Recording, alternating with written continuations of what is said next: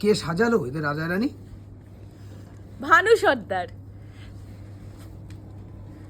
কেমন লাগছে এবার? আমি তো রাজকুমারী ছিলাম, কিন্তু জ্যোৎস্না খুব খুশি।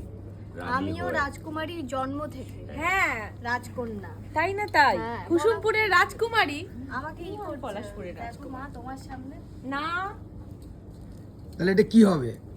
মানে এই যে জ্যোৎস্না মাথায় এখন মুকুট উঠলো, বিক্রম তুমি তো রাজকুমার ছিলে, হ্যাঁ ও তো মুকুটটা এখন ওর মাথায় মুকুট উঠেছে, হ্যাঁ। এবার কি তাহলে দুজনের মধ্যে বিয়ের মুকুটটা উঠবে? বিয়ে মুকুট নিশ্চয়ই উঠবে।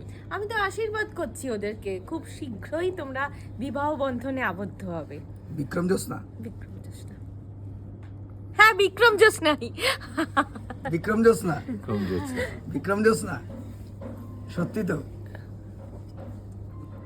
নাটা কি করছো? আমি তো কিছু বলিনি। তুমি মাথা নাড়ালে আমিও না না করলাম।